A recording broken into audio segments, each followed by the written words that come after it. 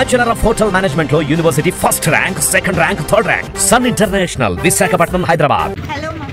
Hello అండి, నేను doctor Gita Nagasri. నేను సర్జికల్ ఆంకాలజిస్ట్. మీరు ఇలా రోడ్డు మీద ధర్నాకి ఒక ఆడపిల్ల కోసం మీరు ఒక స్టాండ్ తీసుకోవడం నిజంగా చాలా గర్వకారణం. అసలు ఆ డాక్టర్ ఒక చెస్ట్ మెడిసిన్ స్పెషలిస్ట్.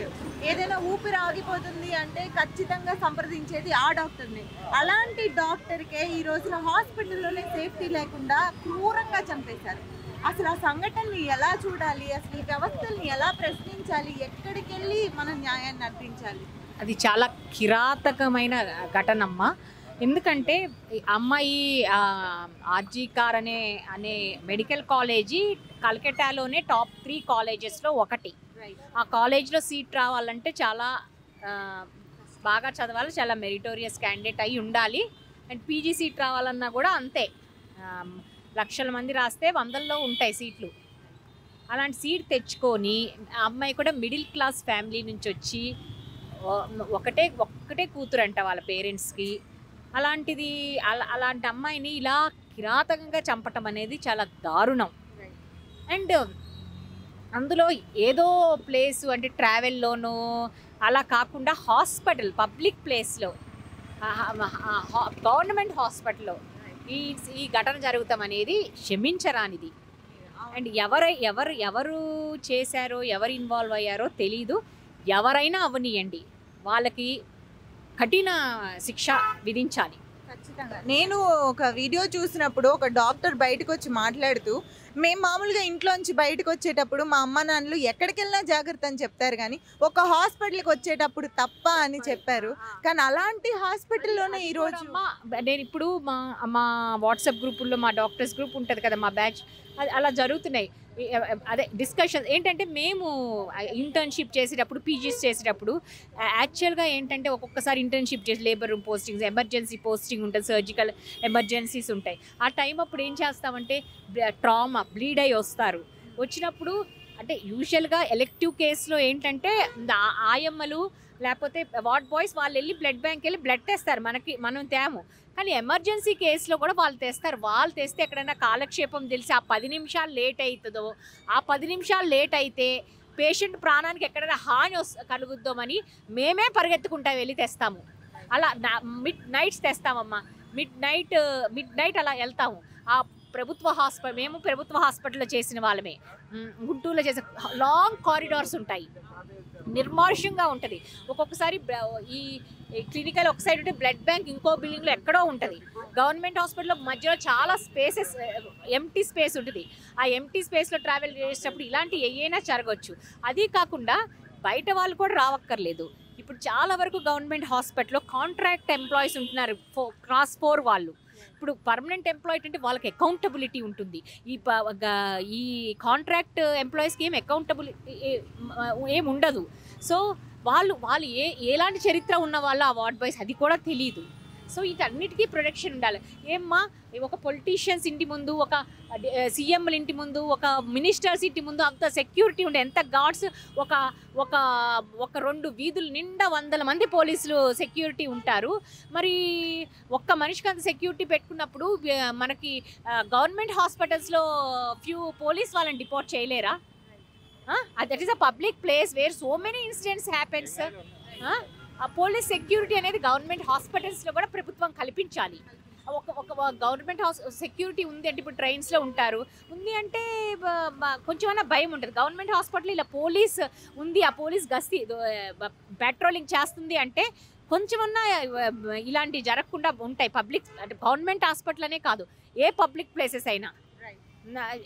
అండ్ అదే కాకుండా ఇంతవరకు ఒక సీఎం ఆ రాష్ట్ర ముఖ్యమంత్రి గారు, ఒక లేడీ, ఆమె ముఖ్యమంత్రే కాకుండా హోంమంత్రి, వైద్య శాఖ మంత్రి అయినా, హెల్త్ మినిస్టర్ కూడా అయినా కానీ మరి తక్షణం ఇంతవరకు యాక్షన్ అనేది ఏమీ రాలేదు. నిందితులు ఎవరు? అండ్ ఆత్మహత్య అని చెప్పాల్సి, ఇప్పుడు జరిగింది ఉన్నట్టు చెప్పాలి కదా. ఆత్మహత్య అని ఎందుకు చెప్పారో అది కూడా ఒక పెద్ద అనుమానానికి తావుతీస్తుంది మ్యామ్. ఇప్పుడు ఆ సంజీవ్ రాయ్ అనే ఒక్కగానొక్క వ్యక్తిని వెనకేసుకురావడానికా లేక హాస్పిటల్ రెప్యుటేషన్ డ్యామేజ్ అవుతుందనా? అతను ఎందుకున్నాడో ఆ హాస్పిటల్లో ఆయన కాంట్రాక్ట్ ఎంప్లాయా అతను, మరి వేరే ఈ డ్రగ్ ఇన్ఫ్లుయెన్స్లో ఉన్నాడా, టాక్సిక్గా ఉన్న అదంతా తెలియదు. వాళ్ళ రిపోర్ట్ బయటికి రావాలి. అండ్ ఇప్పుడు వచ్చేటప్పుడే నా సర్జరీలో చేసినప్పుడు మా ఎనస్థిసిస్ట్ ఫ్రమ్ బెంగాల్ ఆ అమ్మాయితో మాట్లాడుతున్నాను. అక్కడ సిస్టమ్ చాలా డిఫరెంట్ మేడం, విజ్ వెరీ అంటే అమ్మాయి షీ బిలాంగ్స్ టు బెంగాల్, అక్కడ నేటివ్ అమ్మాయి ఇక్కడ చేస్తుంది అనమాట. ఇక్కడ చాలా డిఫరెంట్. అంటే ఆ సెక్యులారిటీ అంటే వాళ్ళ ఒక ఐడియాలజీ ఉంటుంది, అది మాఫియాల వాళ్ళ దానికి మనం ఏకీభవిస్తే వాళ్ళ ఫ్లోలో ఉంటే లేకపోతే వాళ్ళకి ఏమైనా మన ఐడియాలజీ కొంచెం డిఫరెంట్గా ఉండి ఏమన్నా మనం మాట్లాడితే వాళ్ళని ఇంకా ఇది చేస్తారని అమ్మాయే చెప్తుంది. ఓకే, అంటే తన ప్లేస్కి సంబంధించిన అమ్మాయి కాబట్టి తనకి తెలుసు లోకల్గా ఏంటని అని చెప్తుంది. అది చాలా ఇది డెమోక్రటిక్ కంట్రీలో అది చాలా దారుణమే.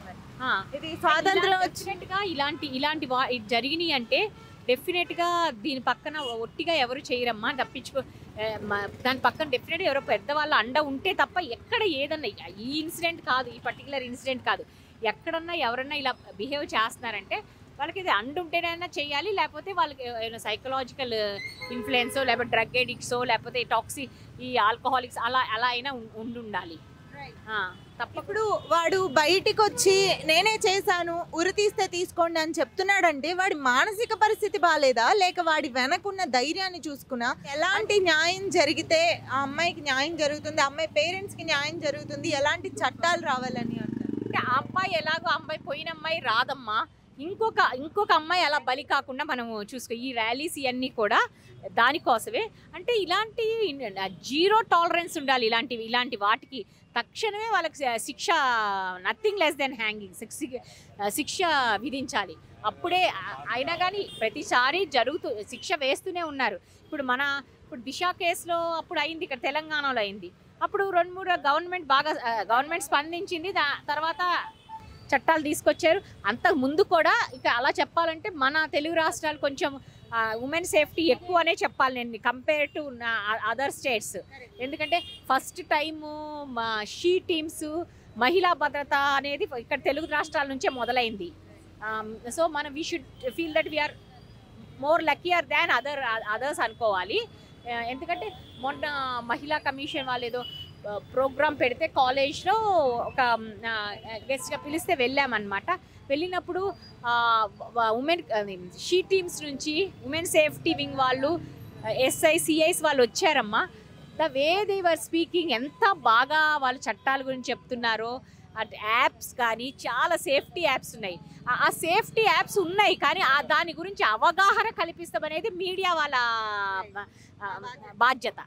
ఎందుకంటే ఏమి తక్కువ లేవమ్మా, చాలా సేఫ్టీ యాప్స్ ఉన్నాయి ఎస్పెషల్లీ మన రాష్ట్రంలో మాత్రం. మొన్న వాళ్ళు చెప్తుంటే అవి నాకు కూడా చాలా వరకు తెలీదు.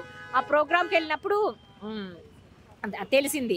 వాళ్ళు ఎంత బాగా ముగ్గురు మాట్లాడారు, పోలీస్ ఇన్స్పెక్టర్స్ ఎంత బాగా మాట్లాడారంటే ఐ వాజ్ సో ఇంప్రెస్డ్. అవన్నీ అంటే మొత్తం ఇన్సిడెంట్స్ కాడ నుంచి కవర్ చేశారు. అంటే కాలేజ్లో జరిగింది, కాలేజ్లో అవేర్నెస్ కోసం జరిగింది. మహిళా కమిషన్ శారద గారు పెట్టారు. సో యాజ్ ఏ డాక్టర్ మాట్లాడతానికి నేను వెళ్ళాను. పోలీస్ వాళ్ళు కూడా వాళ్ళు ఉమెన్ సేఫ్టీ గురించి వాళ్ళు వచ్చారు. అసలు ఎంత బాగా మాట్లాడారు అంటే ఇన్ని ఇన్సిడెంట్స్, సైబర్ క్రైమ్ అదొకటి మెయిన్. ఇది ఇప్పుడు వీటన్నిటికన్నా కూడా ఆ సైబర్ క్రైమ్ ఎట్లా జాగ్రత్తగా ఉండాలి. ఇంకోటి ఏంటంటే మహిళలు కూడాను మన చుట్టూ ఏం జరుగుతుంది అనేది అప్రమత్తంగా ఉండాలమ్మా, అది చాలా అవసరం. అలానే మనం చిన్న అమ్మాయిలు ఇంట్లో పెంచేటప్పుడు వాళ్ళకి ఫ్రీడమ్ ఇవ్వాలి కానీ వాళ్ళ బాధ్యత, వాళ్ళ సేఫ్టీ జాగ్రత్తగా ఉండాలనేది కూడా నేర్పాలి. అట్ ద సేమ్ టైం మన అబ్బాయిలు పెంచేటప్పుడు అబ్బాయిలకు కూడా వాళ్ళ ఉమెన్ ఎట్లా రెస్పెక్ట్ చేయాలి, ఉమెన్ ఎట్లా గౌరవించాలి, ఉమెన్ ఏమైనా ఆపదలో ఉంటే ఎలా ఆదుకోవాలి అనేది ప్రతి తల్లి కూడా వాళ్ళ అబ్బాయిలకు నేర్పాలి. అలానే ప్రతి అమ్మాయికి కూడా ఫ్రీడమ్ ఇవ్వాలి, బట్ అప్రమత్తంగా ఉండాలి, చేసుకోవాలా అనేది కూడా నేర్పాల్సిన అవసరం ఉంది. ఇప్పుడు ఇలాంటి ఇన్సిడెంట్స్ ఉన్నప్పుడు ఒక్కళ్ళు ఇప్పుడు ఎక్కడో రూమ్స్ ఉన్నాయి అనుకోండి, అంటే అది అమ్మాయి అనుకో పబ్లిక్ ప్లేస్ కదా, ఏమవుతుంది అనుకుంది. ఏ పబ్లిక్ ప్లేస్గా టేక్ ఇట్ గ్రాంటెడ్గా ఉండకూడదు. 2-3 వెళ్ళి ఫ్రెండ్స్తో వెళ్ళి అక్కడ వరకుంటే ఇలాంటివి జరగవు.